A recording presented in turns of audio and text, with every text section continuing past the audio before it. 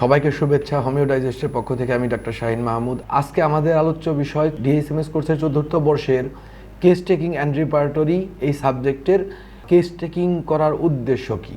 অনেকগুলো প্রশ্ন আপনাদের পরীক্ষায় অনেকভাবে থাকতে পারে। রোগ লক্ষণ সংগ্রহের উদ্দেশ্য কী, বা হোমিওপ্যাথিক চিকিৎসায় রোগীলিপি প্রস্তুতের উদ্দেশ্য কী, হোমিওপ্যাথিক চিকিৎসায় রোগীলিপি প্রস্তুতের প্রয়োজনীয়তা কী, বা হোমিওপ্যাথিক চিকিৎসায় রোগীলিপির ভূমিকা কী।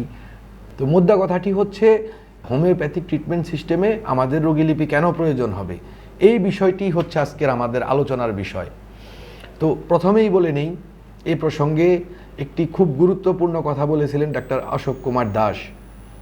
তিনি রোগীলিপি সম্বন্ধে বলতে গিয়ে যে কথাটি বলেন তা হচ্ছে, it denotes the noting down of the signs and symptoms of the patient in such a way so that the image of the patient is compelled to manifest, and that the physician can prescribe a suitable homeopathic remedy after ascertaining the totality of symptoms according to the law of similar.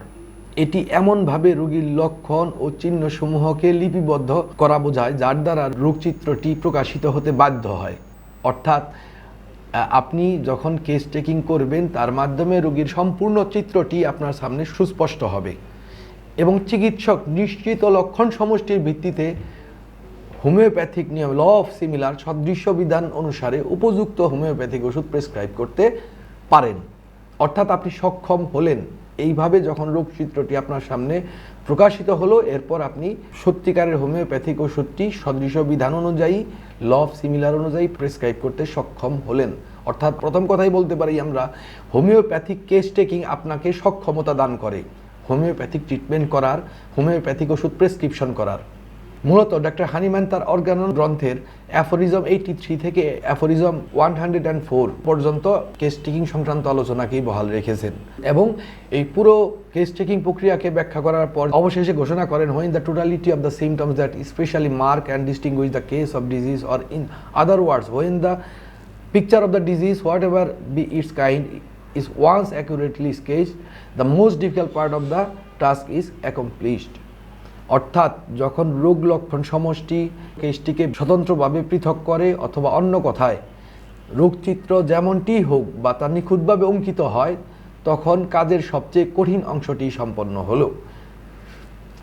Doctor Hahnemann বলছেন যে আসলে homeopathic ট্রিটমেন্টের সবচাইতে কঠিন অংশ হচ্ছে এই case টেকিংটি। এটি ঠিকমতো করতে পারলে প্রথম ধাপ সম্পন্ন হলো, আপনি সফল হলেন ডক্টর কেন্টের ভাষায়। ব্যাপারটিকে আরও একটু বিস্তৃত বলতে হয়, ডক্টর হানিম্যান তার গ্রন্থের 3 নং অ্যাফোরিজম বলেছেন, চিকিৎসককে আরোগ্যকল্পে 3টি বিষয়ের জ্ঞান থাকতে হবে। What is to be cured in disease, clearly perceive what is curative in medicine, and he knows how to adapt according to the clearly defined principle. অর্থাৎ আপনাকে কি সারাতে হবে তা জানতে হবে, কি দিয়ে সারাতে হবে তা জানতে হবে, এবং কিভাবে তা করতে হবে তা জানতে হবে। রোগ সম্বন্ধে জ্ঞান, ওষুধ সম্বন্ধে জ্ঞান এবং তার প্রয়োগ সম্বন্ধে জ্ঞান। কেবলমাত্র বিচার বুদ্ধি সম্পন্ন বিচক্ষণ প্রেসক্রিপশন করা এরপরই সম্ভব, যদি এই 3টি বিষয়ে জ্ঞান থাকা সম্ভব হয়। কিন্তু এই 3টি বিষয়ের জ্ঞানের ব্যবহার যদি চিকিৎসকের সামনে একটি উপযুক্ত রোগ এবং রোগীর বর্ণনাই না থাকে, তাহলে কিভাবে সম্ভব হবে? কেবল তাই নয়, অ্যাফোরিজম 4-এ তিনি বলছেন, he is likewise a preserver of health if he knows the things that derail health and cause disease and how to remove them from person in health. চিকিৎসককে যে সমস্ত বিষয় স্বাস্থ্যের বিশৃঙ্খলা ঘটায় ও রোগের কারণ হয়ে দাঁড়ায় বা রোগের উত্তেজক বা পরিবেশন কারণ হয়, সেগুলো জানতে হবে। উপযুক্ত পরীক্ষণ ছাড়া কি সেটা জানা সম্ভব? আপনারা যারা হোমিওপ্যাথিক ট্রিটমেন্ট করেন, আপনাদের তথ্যের উপরই কিন্তু আসলে কাজ করতে হবে। আপনারা কিন্তু নিজে বানিয়ে তথ্যের উপরে প্রেসক্রিপশন করতে পারবেন না, তাই না? কাজেই সেই তথ্য কি কেস টেকিং ছাড়া পাওয়া সম্ভব? 5 নম্বর অ্যাফোরিজমে ডক্টর হানিম্যান বলছেন রোগের ফান্ডামেন্টাল কারণ বা মূল কারণের কথা, রোগীর ক্রনিক মায়াজমকে জানার কথা, এবং সেই সাথে ফিজিক্যাল কনস্টিটিউশনকে নিশ্চিত করার কথা বলছেন। নৈতিক বা বুদ্ধিবৃত্তিক বৈশিষ্ট্য, তার পেশা, তার জীবনযাত্রা, অভ্যাস, তার সামাজিক ও পারিবারিক সম্পর্ক, বয়স, যৌন ক্ষমতা ইত্যাদি বিষয়গুলো বিবেচনা করতে বলেছেন। এগুলো কিভাবে কেস টেকিং ছাড়া আপনি সংগ্রহ করতে পারবেন? অ্যাফোরিজম 6-এ গিয়ে তিনি বলেছেন লক্ষণ সমষ্টির কথা, এবং এই প্রসঙ্গে তিনি উল্লেখ করেছেন, the totality of this symptoms of this outwardly reflected picture of the internal essence of the disease, that is affection of the vital force, must be the principal or the sole means whereby the disease can make known that remedy is required.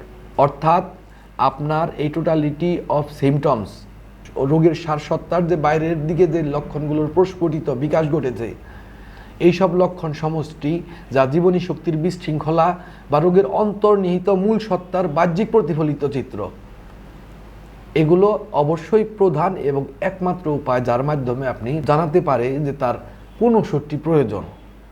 এটি একমাত্র বিষয় যার দ্বারা সবচাইতে উপযুক্ত ঔষধ সুনির্দিষ্টভাবে নির্বাচন করা যায়। কাজেই এক কথাই বলা যায়, লক্ষণ সমষ্টি নিঃসন্দেহে প্রধান বা আসলে একমাত্র বিষয় যা রোগ থেকে আরোগ্য হতে ও স্বাস্থ্যকে পুনঃসংস্থাপিত করতে প্রতিটি রোগ ক্ষেত্রে চিকিৎসককে লক্ষ্য করতে হবে এবং হোমিওপ্যাথিক আর্টের দ্বারা অপসারণ করতে হবে।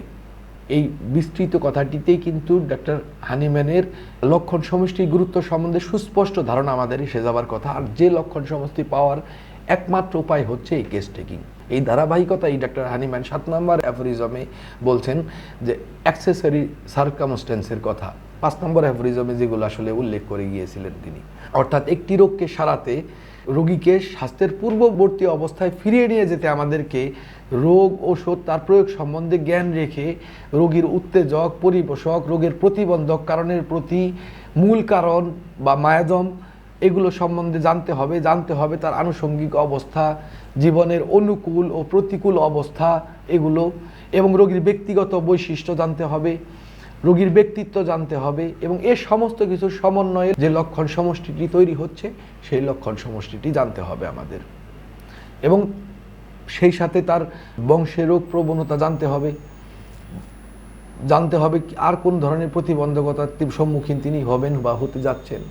এই লক্ষণ সমষ্টির ভিত্তিতে ব্যাটারি আমেরিকা থেকে উপযুক্ত সদৃশ্য ওষুধটি খুঁজে বের করা তখন সম্ভব হবে, এবং এই উপযুক্ত ওষুধটি খুঁজে বের করে তাকে যথাযথভাবে তখন প্রয়োগ করতে হবে। তাহলে বিচক্ষণ হোমিওপ্যাথি হিসেবে আপনার কাজ সম্পন্ন হলো প্রাথমিকভাবে।